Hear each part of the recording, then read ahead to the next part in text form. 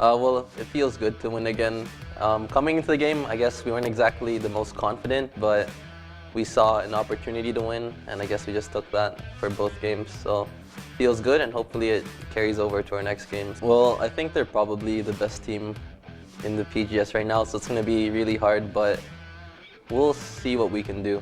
Maybe develop some sort of cheese strats, because I guess our team comp last game wasn't exactly the most conventional, so I guess we might cheese them. Maligayang pagbabalik mga summoners dito sa 2018 Bacchus Pro Gaming Series Spring Splits. So, kakagaling nga lang natin kanina sa isang laro kung saan nanalo Mineski 1-0 right now against Naga Esports. Pero bago pa natin pag-usapan further on yan, pakilala mo na kami bilang casters niya for this game. Ako si Arctic at Sirs Fam. Siyempre kasama ko ngayon si Chisto. Yeah, and unlike yung sinabi ni Neep sa kanyang interview, mukhang hindi nag-carry over yung panalo nila from last week into this week. They're currently down 0-1 versus probably yung pinakamagaling na team in the PGS at the moment. Let's see maybe what can Naga do headed into game 2. I don't know, man. Well, what Neep did kind of mention there is maybe they might carry over something unconventional going into this match. I wonder kung may makikita nga ba tayong ganun going into game 2. It did see much success nung previous week, pero as you guys can see for both sides, standing right now is 1-0. Mukhang wala tayong makikitang substitutes for this particular game. So both sides gonna stick with their guns, gonna stick with kung sino ang most efficient sa tingin nila for going into this match. Yeah, and yung pinag-uusapan namin ni Vulcan nung game 1 is one of the key things na kailangan nung Naga nung first game is kailangan nila manalo ng early game so that they can transition that into a good mid game. Pero unfortunately, they went even, and once the mid game came, na-outplay lang sila nung Mineski with their superior comp, I should say, and just the moves that Mineski made across the map. Yeah, and it's interesting because kung titingnan mo yung early game din, even amidst the proactivity from Rebenga, getting one of the champions that everybody has been kind of joking around as, you know, either give Sejuani Rebenga or could be tricky for Naga. I mean, even despite that, in all fairness though, Rebenga definitely, in my opinion, did perform during the earlier phases. It's just that as it went along, it became so much trickier for Naga Esports. Pero, malay natin, going into this game, we might be seeing some adjustments because what I like about both teams is they have pretty efficient coaching staff, in my opinion. So, I don't know, maybe Naga Esports can work with something else going into the second game. But looking at the standings right now, gaya nga nang nakikita natin, Naga Esports still gonna sit tied with Barcy X-Rage Esports. It's not winning that game earlier, so if they do land one game though, it does propel them quite a bit, gives them a little bit more security as far as where they could potentially stand as far as securing the playoffs. Pero it's a bit of a long way to go. I mean, this is just day 1 for week 6. May mga games din tayong pwedeng maka-apekto dyan going into the matches tomorrow. But of course, we're talking about the present right now. Tingnan natin, maka-pull off ng kahit isang win ng Naga Esports. Or maybe, not just a win. Who knows? Maybe we might see a mini reverse sweep. Anything can happen in the PGS after all. You know, actually, after that first game, hindi ako magugulat kapag nanalo ng kahit isang game yung Naga dito because they were able to go toe-to-toe with Mineski for the first 15 minutes of the game.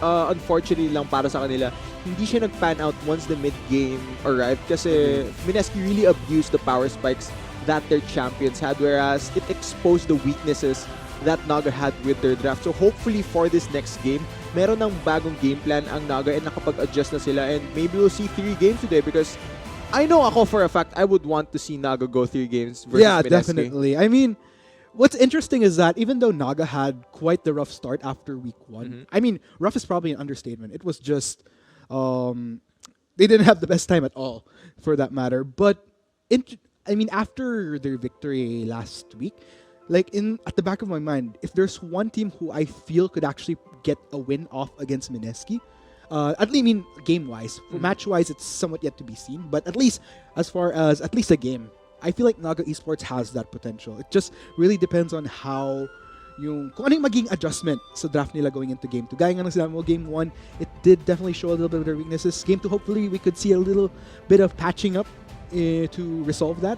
No, I think for that first game, ang mahirap lang talaga para sa Naga nung mid-game is nahirapan sila mag-wave clear. Right. Yung LeBlanc and yung Ezreal, it doesn't outpush a Varus and a Corki. But speaking of picks, we're headed into pick and ban, Arctic. Tignan natin, ano kayang ibabato ng parehas na team into each other?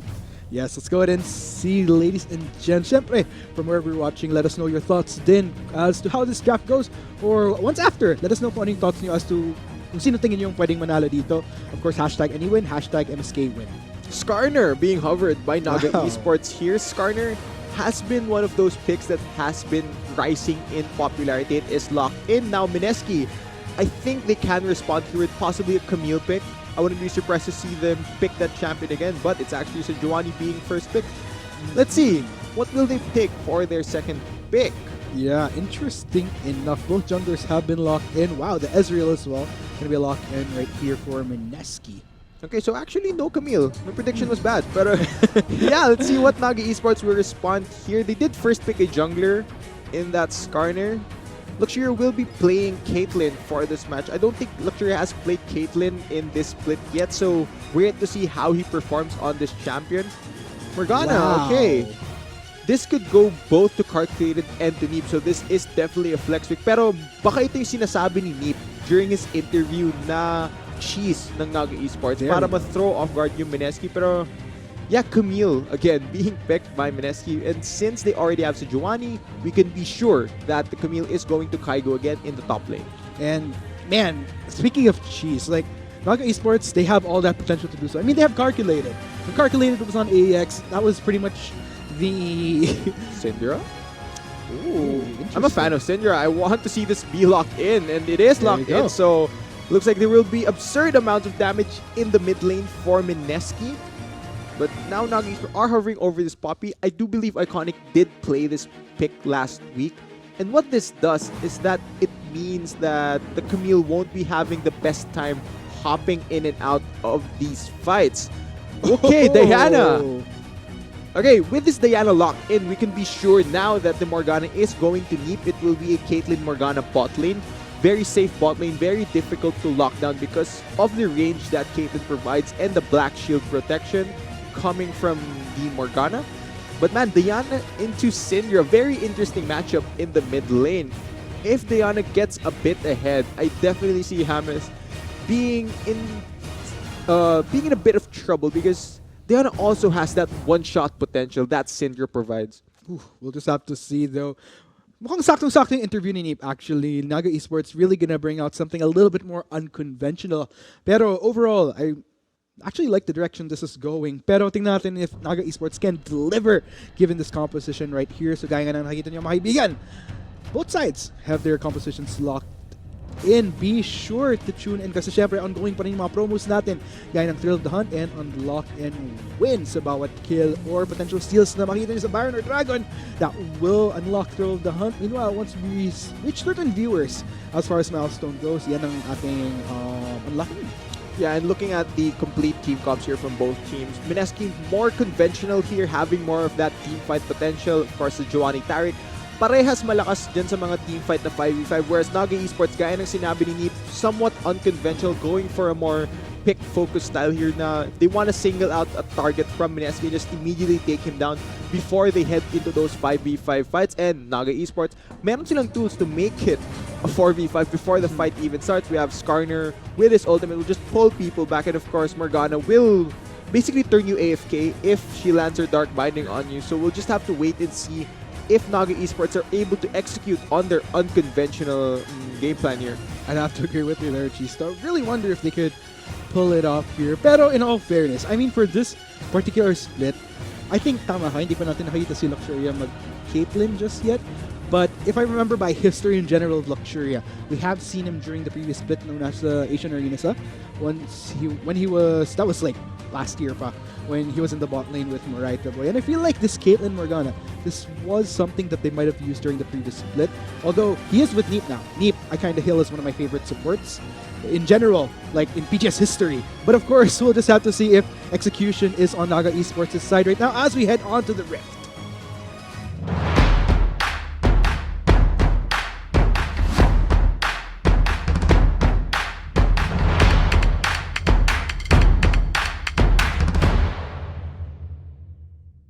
And there you have it, folks. This is it. Tingnan natin. May even out kaya to ng Naga Esports into a 1-1 or with Mineski currently at the top of their game to split. Just smash it out of the park with a 2-0. Let's head into the action. Yeah, and I really want to see Naga go for an invade here just because they have Morgana. One of the probably best level ones in the game. Yeah, that would be pretty juicy. And why not? Why not just go for the invade? It looks like we do see a little bit of a group up here with Calculate and Iconic, although looks like we won't be seeing a 5-man from Naga Esports, but nonetheless, it's more of a defensive maneuver here nang galing dito sa Mineski. Lahat ng mga entrances going towards the jungle, covered naman niya. So, yeah, just making sure that Naga Esports themselves can't really go for anything or at least establish proactive vision. But look at this though, towards the top side, they were able to do just that. Nag-aagawan sila dun sa Spires ni Skarner, and this is one of the mini games that happens pagka pinik yung Skarner, lumalabas nga on Summoner's Rift yung mga things that buff Skarner. It gives him more mana regen, movement speed, and it helps him clear faster. And now I think he will be starting towards his blue buff. Because Skarner as a champion, he needs a lot of...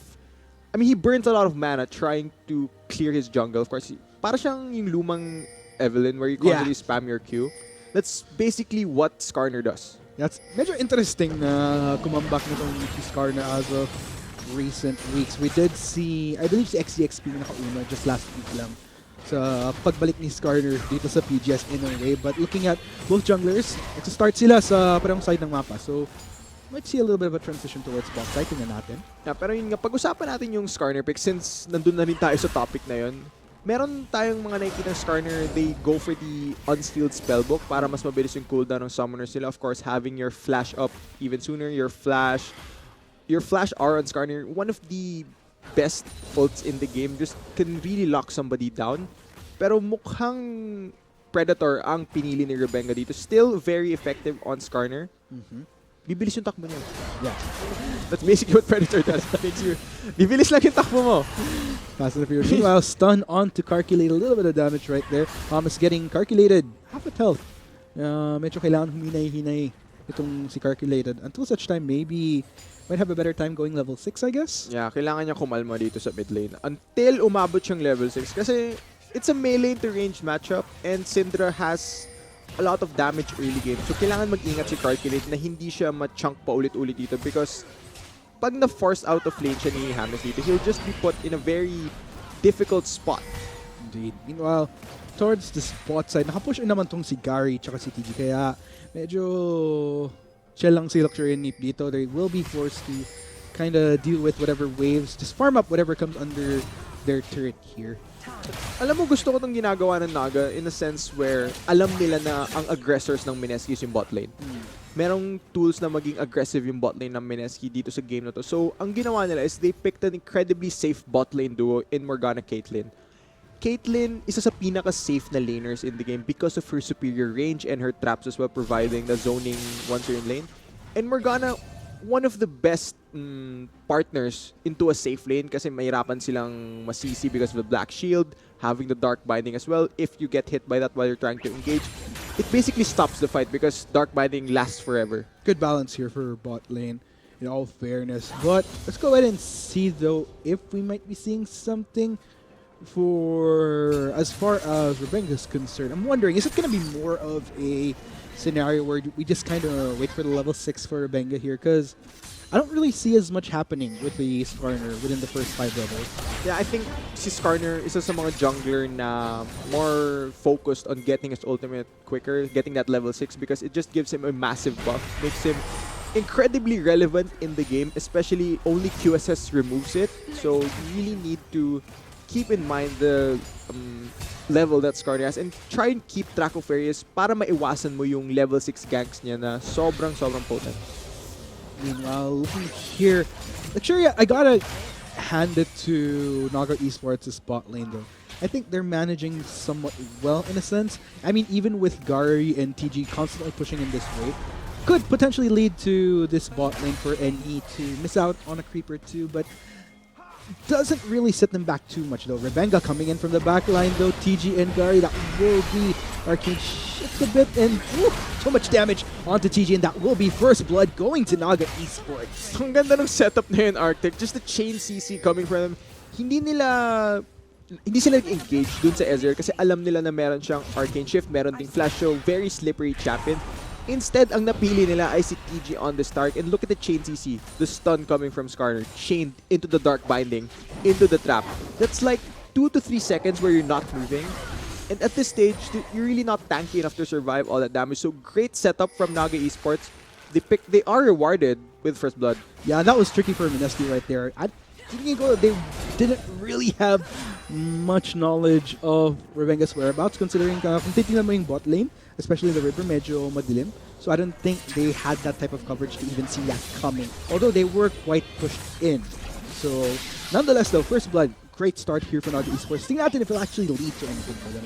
Alam mo, sangayon ako dun sa sinabi mo na wala pa ganong vision yung Mineski down in the bot lane. And I think nagulat din sila na uy, bakit may Skarner dito? Hindi pa siya level 6. Mas mahirap yung gank para sa kanya. Pero they were pushed in and Naga Esports executed the gank very beautifully. Okay.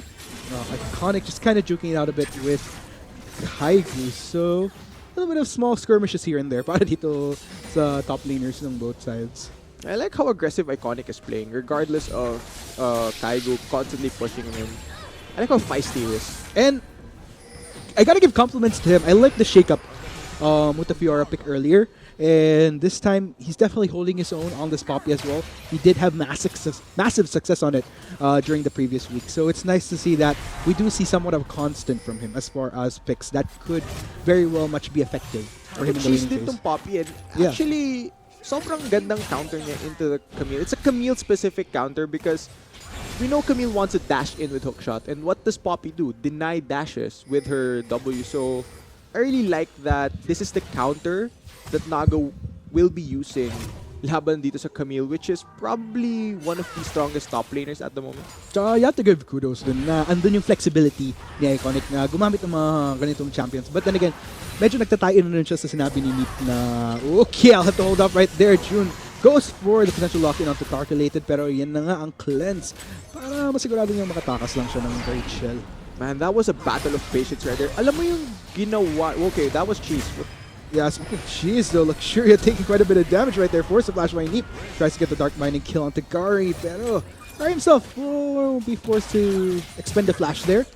Okay, let's go ahead and talk about the mid lane gank earlier na I was trying to make a point where Jun knew that Calculate had cleanse. He was actually holding onto his ultimate, waiting for him to cleanse the Syndra stun before he tossed it. But Calculate knew this. He waited for the Glacier person to come out before he cleansed. So, showing the amount of knowledge both these players had and the discipline as well, not to just immediately burn your cleanse after you get stunned by the Syndra will mean that he will survive the gank. Yeah, in all fairness, I'm actually quite surprised kung ikukumpara mo si sa a bit of a struggle kay Calculator earlier on until such time he did hit level 6. Going CS, didn't even feel the deficiency coming in from all that pull coming in from Aves in the earlier game. In fact, medyo evened out lang sila as far as it goes. Yeah, and gusto ko din yung respect na pinapakita ni Calculated dun sa matchup. He picked up the Merc Thread, so more MR, more tenacity will mean that mas may hirapan si James na i-one-shot yung Diana if he does go for an all-in. Pero James, no MR on him, so that means Calculated still has enough damage to actually kill and burst down this Syndra if James gives him the opportunity. Yeah, let's go and see how that plays out though. I mean, does have stopwatch on him for a little bit of precaution, but Rebenga gonna pull him in right there. Calculated goes straight in. One of his stasis right there. June will try to salvage. James flash away coming in from the Syndra. Patuloy pa rin inabol ni Calculated. Will he get the kill? The moment of stun, but James will get the kill onto Calculated with a slither of health. And Kaigu looks like he's gonna follow up right there. Traps in Rebenga. Here comes June as well to help out his comrade. Will he be able to get Rebenga though? Rebenga trying to walk this out, but no, Kaigu will get the kill in what ends in a 2-0 in favor of Mineski. Yeah, ang ganda ng turnaround ng Mineski doon. Just absolutely outplaying Naga Esports. Look at that dive there. One of the fall-offs, di ba, binanggit ko, meron ng MRC Calculated. But let's hold off on that.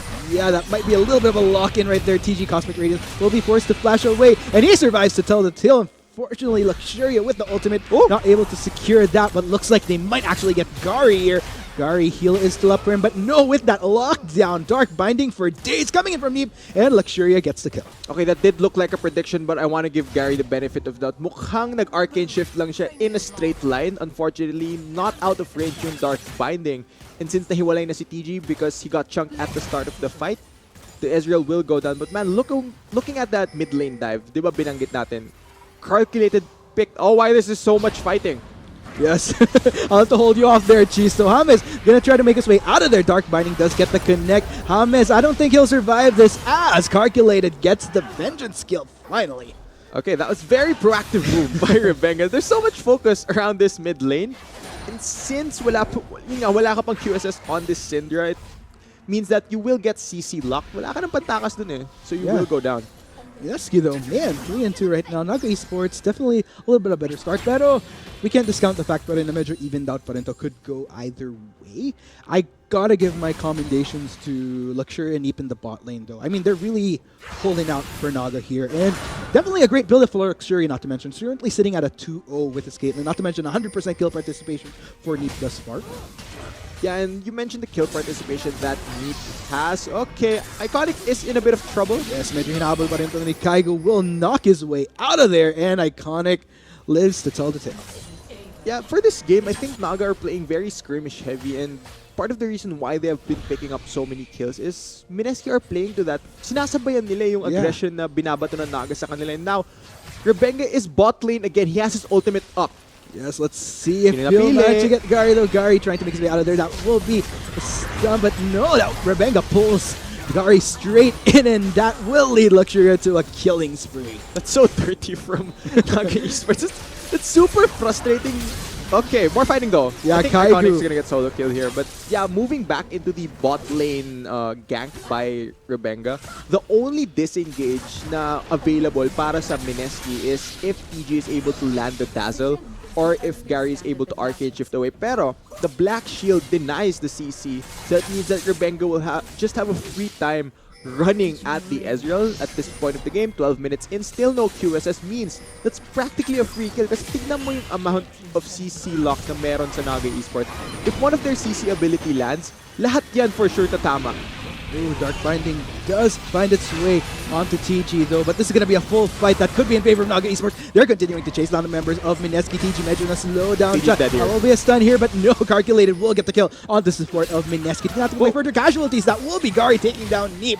Are they done just yet? Patuloy pa rin hinabol ni Iconic. He will lock down Gary. He goes down. Rebenga gets the kill. And will that end? Yes, indeed. In a 2-4-1 in favor of Naga Esports. Yeah, sobrang skirmish eh. Oh, Calculated gets stunned. Ooh, is that enough? He lives to tell the tale with a very small slither of health. Yun yung Merc Treads.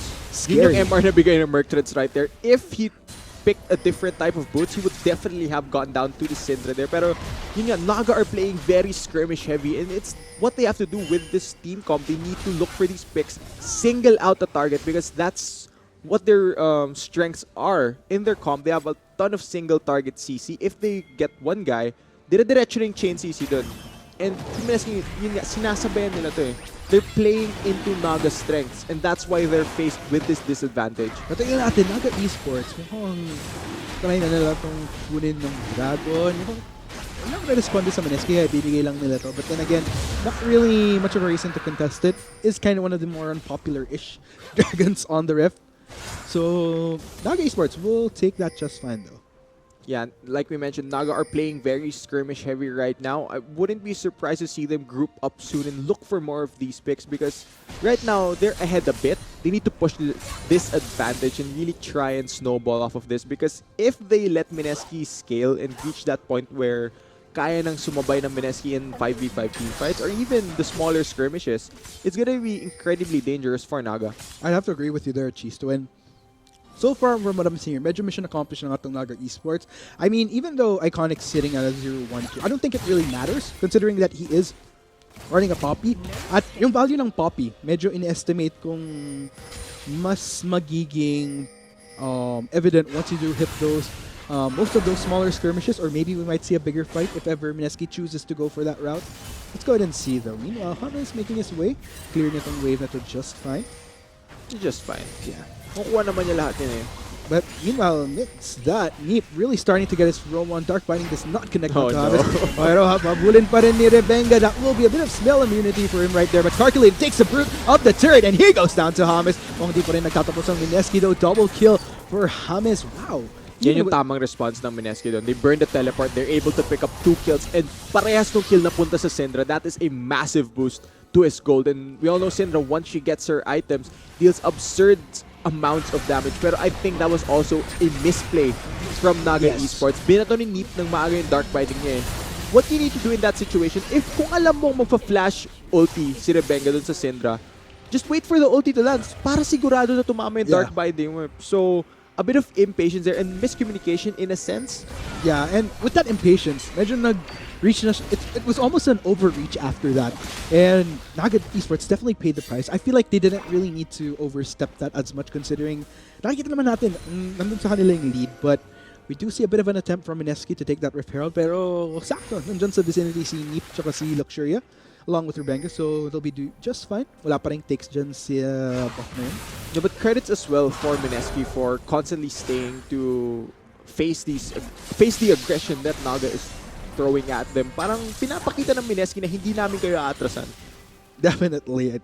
And okay, there you go. Naga Esports mo sila ang magte-take ng chance dito sa Rift Herald. Nandito na si James para potentially contest to, pero not in the quite in the nick of time. Si Rebenga ang makatanggap ng buff na yan. Tingnan natin kung may utilize ba yan ng Naga Esports within the next few minutes. Yeah, nakuha nga ng Naga yung Rift Herald, pero kapag di na nagamit ang tama to, if they use it in a rather inefficient way, just spawn it na lane to buy time, hindi nila makukuha yung pinakamataas na value dyan sa objective na yan. Agreed. Mukhang with the turret taking down towards bot lane, lumipat na si Gary dito sa top side. Just farm whatever he can. We do see a little bit of a stale moment for both sides here. But then again, 3 minutes away, mag-farm na si Baron. So we might see a little bit more emphasis as far as control na manggaling dito sa Naga tsaka sa Mineski. Speaking of control, if Naga are able to take down this mid lane tower, it means that they'll get more control on the map. But since nandun si James tsaka si Jun, atras muna yung Naga. Yeah, they're which just is the gonna right choice. Take it easy, take it easy. They don't want to over-push it too much, lalo na't nakikita natin nagsistart ng mag-tilt towards favor ng Mineski. Okay. Mukhang nag-ulti lang. Okay, that's a massive engage. Wow, there goes Mineski getting straight in for Naga Esports. Cosmic Radiance going to be popped up by DG here. They're continuing to go for it. Rebecca takes quite a bit of damage from James. He goes down. Calculated tries to get the vengeance, but no, with a lot of members from Mineski, he has to back away. Still goes straight back in onto James once again, but not enough as Gary will make sure that he gets that last hit. 2-0 so far in favor of Mineski. Tingnan natin kung anong gagawin nila. What are they going to try to get out of this? Lahat ng credit doon na kay James. Kung hindi niya napatama yung 3-man stun ng Scatter the Weak combo ni Syndra, that would not have been a great engage for Mineski, but he was able to land it, and the immediate follow-up coming from the rest of Mineski, TG with the aggressive dazzles, and the ultimate as well coming out from Jun means that they can run down the members of Naga Esports. Let's look at this 3-man stun again, because look at that. That is beautiful. And just the follow-up, immediately locking down majority of Naga Esports members. Cosmic Radiance so that even if Naga Esports re-engage, it means they wouldn't take any damage.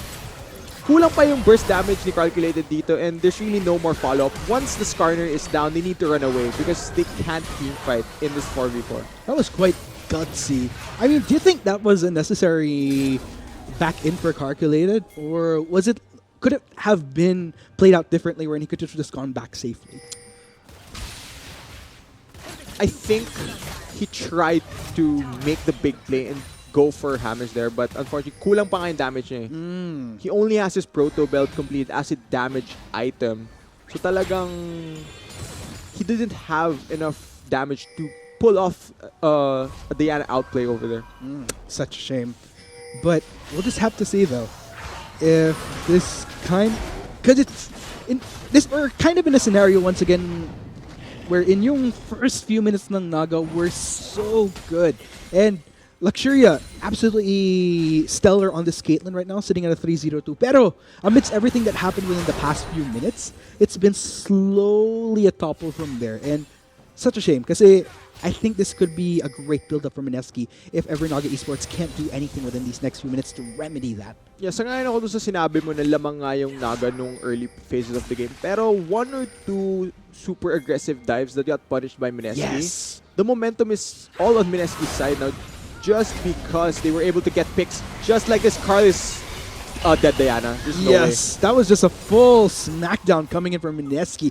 All 4 members are within that mid lane. Mukhang ipapush pa nila to. Tingnan natin kung makakuha kaya sila ng turret. Inaantay. Take note, wala pa wave na makatulong sa kanila. Pero mukhang si June ang magtatank ng damage dito sa turret. Yeah, And feeling he's just ko sinisipa ni Carl yung sarili niya at the moment because that pick just cost his team dearly. Any advantage na meron sila, I think that has been overcome now just because they were able, just because Mineski were able to pick off the Diana. So that's very tough. Naga Esports now, they have to find a way to dig themselves out of this hole. I have to agree with you there, Chisto. And I kind of feel for Naga right now. I mean, personally for me, Calculated is one of my favorite mid laners right now in the PGS. Pero sa nakikita natin so far as how this game has been panning out, there have been a lot of moves wherein Calculated could have just held back a bit or not overstepped the boundaries. But amidst everything, we have seen it happen like more than once, and nakikita natin kung anong value top lane. nakuha ng Mineski. But okay, let's go ahead and see Rebenga.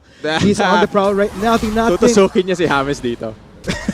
Flash in for the suppression right there. Andito na rin si Neve tsaka si Luxuria. Full lockdown, and that is gonna be the shutdown as it goes to Luxuria. Nandito rin si Calculate. Tingnan natin, push kaya nila tong top side. Paparating na ng minion wave. So I wonder. I think Mineski might give this up though. Not really that many members to contest that within the vicinity, pero I stand corrected. They are kind of lingering towards Baron side. Yeah, and looking at that pick onto James, that means that the Cinder is down. None of that outplay button in her ultimate gone on the map for the next few minutes. I think it will mean that Naga will be able to push the top lane tower, but Iconic. Yes, Kaigu looks like Gonna he's be going 1v1. to juke it out right there. Hextech ultimatum to lock in Iconic and does not manage to evict Kaigu. Kaigu still on the prowl. Iconic taking so much damage. And that is going to be a few more hits right there. Iconic lets it tell the tale. Dito rin si Neep. Will he get the full ultimate right there? Looks like Kaigu will escape just fine, but does manage to salvage Iconic. Neep. But Gary, okay, not quite enough. But good job there by Neep. Able to support Iconic right there. sobrang swerte ni Iconic dun na naka-unsealed spellbook yung support niya. Able to respond to the losing 1v1 by teleporting in. Pero man, Iconic almost didn't have to burn his flash there. I think he banked na once he clicked back, mapupulot na niya yung shield. Pero kulang yung pag-atras niya dun. Right. And with Iconic being in base, I think Mineski will pick up a free Ocean Drake regardless of the... I think Smite didn't matter there. Yeah, pretty much. Yeah. I mean, a little bit of bonus regen for Mineski. I don't think Naga really needed to contest that either. I mean, they have their own copy. Tutusukin ba nila si Kaigo dito? Oh, I wonder. Rebenga, no, okay. Not gonna drift his way out to Kaigo. They're not gonna push it. They are gonna push the tower though. Oh, the turret, definitely. So, yan na. Luxury, medyo tinadamage na niya. True shot barrage fired out by Gary there. Papaatras ng Naga Esports for the meantime. Defense successful para dito sa Mineski. Medyo naglilinger na sila dito sa jungle side nila though. Looking for pickout. Will get spotted out there. So, andun pa rin yung, kung napapansin nyo, medyo nagpe-play around pa rin yung mga players natin dito sa Baron side. Not really willing to give any form of control, whether sa mismong river or potentially sa jungle sides. Alam mo, gusto ko yung ginagawa ng Naga dito. Regardless of Carl Philip. Teka nga lang, nilaban pa si Iconic kasi Kaigo. Yes, Kaigo ready to go for round 2 against Iconic. Iconic actually able to sustain a lot of that damage this time around though. Pwede bang kumalma muna sila? Pero yun nga, gusto ko yung ginagawa ng Naga Esports dito na regardless of calculated constantly getting picked off, ang ginagawa nila is playing around their Fed member even though the other lanes haven't been having the best time. Luxuria on this Caitlyn has had a very great time, is already 4-0-2 on this Caitlyn, has Infinity Edge and the Static Shiv and Rapid Fire Cannon combo. And Naga is playing around this fed Caitlyn. Exactly. And I gotta give kudos to Luxuria. What's interesting is these past few weeks ng PGS, yung mga medyo nag-struggle. Okay, I'm gonna have to hold up again as Kaigo goes straight in. Once again for Iconic. Iconic looking very tanky though. He's able to deal with quite a bit of damage from Kaigo. So that's a little bit of a step up. Earlier, nakikita natin sobrang tindi ng shred ni Kaigo sa health ni Iconic. But Iconic looks like medyo nakapag-hold off na siya now.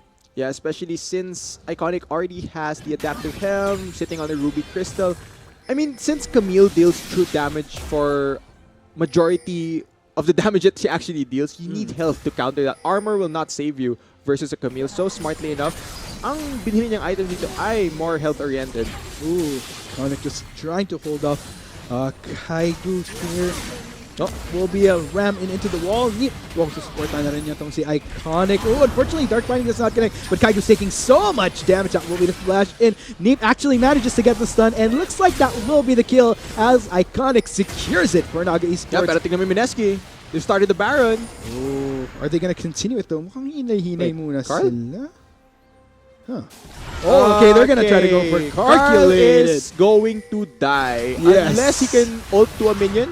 Oh, his ult reset. Oh, he's just running it out. The drift is real. Patuloy pa rin hinabol ng He's Mineski. buying a lot of time though. Yeah, that's sure is pushing mid. taking a bit of a while to take Calculated down here. All 4 members finally reach Calculated, and that will be the kill. Gary now on a killing spree pair amidst that. Mukhang medyo nakapag-trade off dyan ng Naga Esports. Nakuha nila yung mid lane turret, second tier in fact. So, good for them though. Definitely worth it right there for Naga Esports. Mineski committing to picking up the kill onto Calculated. Parang may galit sila dito sa Diana, but pings are going down on the Baron. Ooh. Naga do see this. They need to respond to this now. Yes, let's go ahead and see. Looks like sisimulan na ni Jun tsaka ni Gary. Paparating na rin ang mga ibang miyembro ng Mineski dito. Teleport coming in from Iconic. Mukhang magbabackway muna ang Mineski. They're gonna respect Naga Esports right then and there. And Baron still no secures just yet. Okay, na-burn nila yung teleport ni Iconic. And now, I think Naga will make a move towards his Baron. Ito try nilang i-burn yung teleport ni Kaigo dito. Tingnan mo. Let's go ahead and see. Kaigo has to TP. They're starting to linger there. Now they're gonna back indeed. Teleport is coming in from Kaigu. And Kaigo is stuck bot lane. He has to walk up here because Naga will go back to the Baron. Oh, Naga Esports, they're gonna continue seeing very well that Kaigu canceled out his teleport. Naglalakad na si Kaigu papuntang Baron Pit. Mineski, they're trying It's to not hold low off enough. Naga Esports right here. And dito rin si Calculated para tulungan ang mga kanyang kapwa members ng Naga Esports. Naga has to fight here. Baron is not low enough. Aabot na si Kaigo dito. They I need don't to know, engage. man. This is gonna be it, though. That will be the suppression right there onto Hamas. He gets taken down. Mineski, they're trying to reverse the fight right Sure, here. yeah. Looks like they're gonna continue Hextech Ultimatum, locking onto Revenga, but Gary getting the kill onto Neep. Members of Naga Esports, they're dwindling one by one. 3 members are still up. Kaigo pursuing Calculated. That will be the kill. Iconic gets the kill onto June in exchange, though. But I don't know if this will be enough, as Iconic is the only surviving member from Naga. He's trying to run this out, and that will be not quite the ace just yet. Just die. one more hit. There you go. Okay, and that will be the ace for Mineski as they go for Baron Nashing. Yeah, tama yung play na nasa utak ng Naga Esports dun. Pero feeling ko, nag-antay sila ng sobrang tagal. They should have engaged before Kaigo. Before Kaigo was able to reach the pit, unfortunately for them, inantay nila nung umabot yung Camille and they were able to clean up. The focus was on different members. Gary was able to free it throughout the entirety of the fight. And kahit na wala si James, kahit na practically 4v5 yun dahil wala si Syndra, Mineski are still able to come out on top. Man, oh man, let's go to check out that replay. Tingnan mo yun, naglalakad, nasa mid na si Kaigo dito.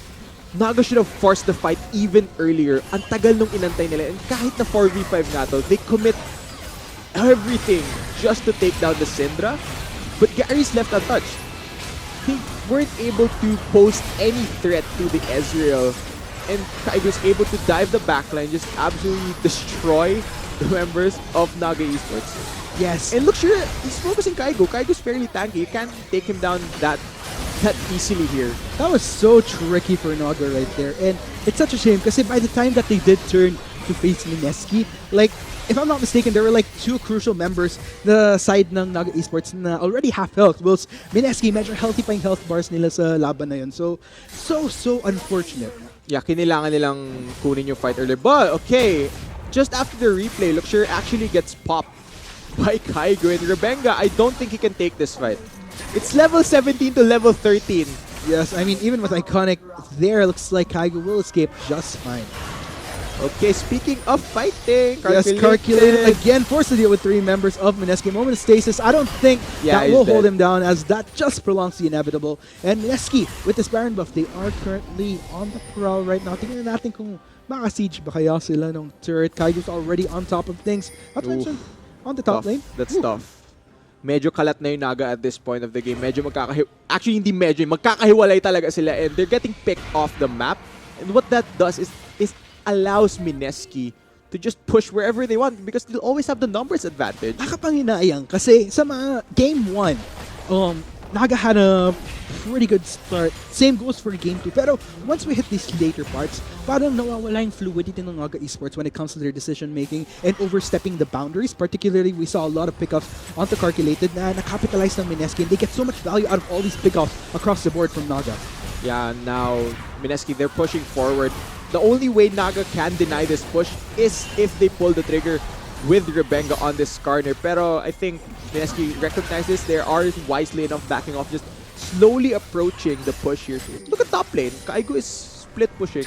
Yeah, Mapipilitan maghiwalay yung Naga dito. Yeah, that's so tricky. Look at the damage. He's just jumping this turret down. I don't Iconic think will try to contend, but pigilan si Kaigo.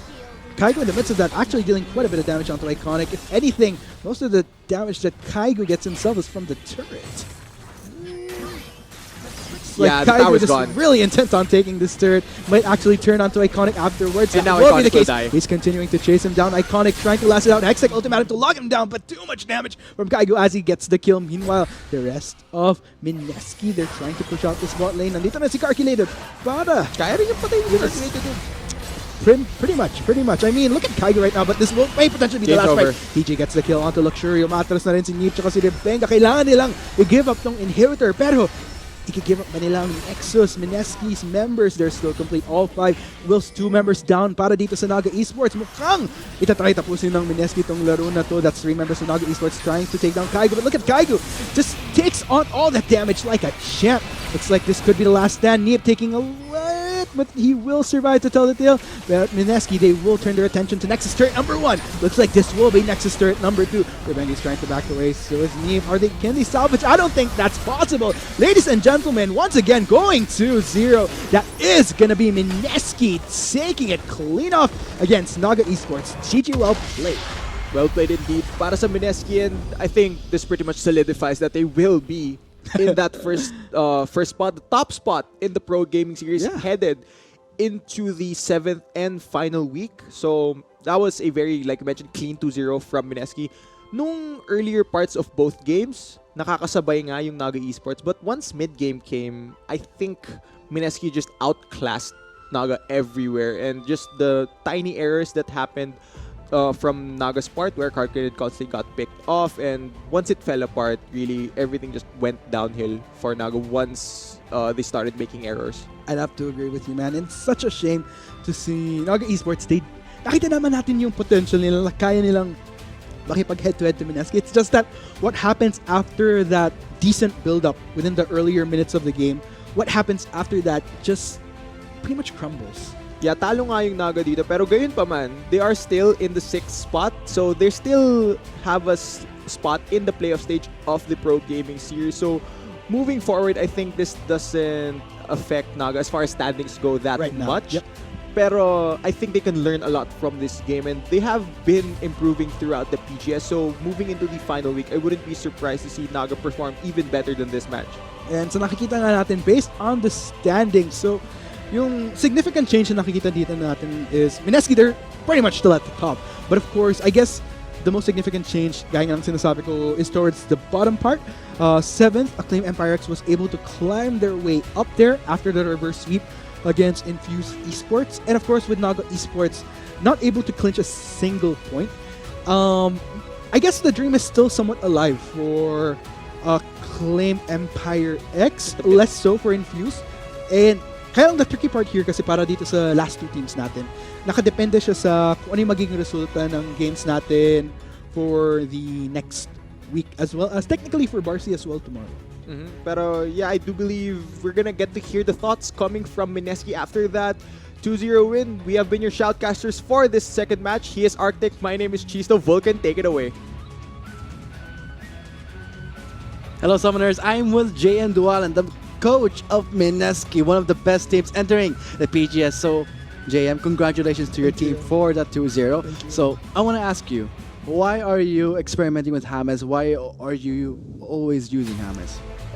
Right now, James has been working hard, playing a lot of solo queue, and I used to use both EXO and James as mid during scrims. EXO plays better using like the more mechanically inclined champions that can like win 1v1 matchups more, but James is better with team playing champions that can roam. So we decided that we can use the two of them to play two different styles. But James also worked hard playing solo queue a lot, and he reached a very high rank in the Korea server. So I decided to use him for the remainder of the split. Well, it certainly worked with that result. And I want to ask you, how are the imports, socializing with your team? I mean, are they friends now, or how are they enjoying their stay? The imports are actually enjoying their stay here. So they eat Filipino food, and they have made friends with most of the players, not only with the League of Legends teams, but with the other teams in the team house. And so they're having a good time. Ano yung paboritong pagkain ng mga imports? Liempo. Liempo. Oh, Yeah. So there you guys have it. That has been my interview with JM. But before we sign off, any closing remarks, anything you want to say to your fans or to the people who are supporting Mineski right now? Please continue supporting us, and I hope we can make everyone proud this coming months. We have Thank you. all high hopes for Mineski being the best team entering the PGS Rank 1 right now. So guys, we'll be signing off. See you on tomorrow for day 2 of the 2018 Bacchus Pro Gaming Series Spring Split. This is me, Vulcan, signing off.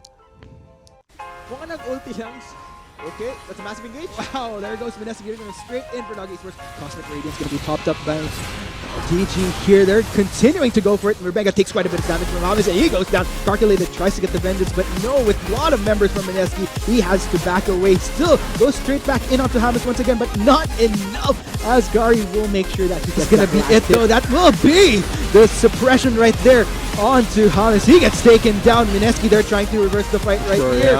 Looks like they're going to continue Hextech Ultimatum, locking onto Revenga, but Gary getting the kill onto Neep. Members of Naga Esports, they're dwindling one by one. 3 members are still up. Kaigo pursuing Calculated. That will be the kill. Iconic gets the kill onto June in exchange though, but I don't know if this will be enough, as Iconic is the only surviving member from Naga. He's trying to run this out, and that will be not quite the ace. Just one more hit. There you go. Okay, And that will be the ace for Mineski as they go for it. Just takes on all that damage like a champ. Looks like this could be the last stand. Neep taking a hit, but he will survive to tell the tale. But Mineski, they will turn their attention to Nexus turret number 1. Looks like this will be Nexus turret number 2. But then he's trying to back away. So is Neep. Can they salvage? I don't think that's possible. Ladies and gentlemen, once again going to 0. That is going to be Mineski taking it clean off against Naga Esports. GG well played. Well played indeed para sa Mineski, and I think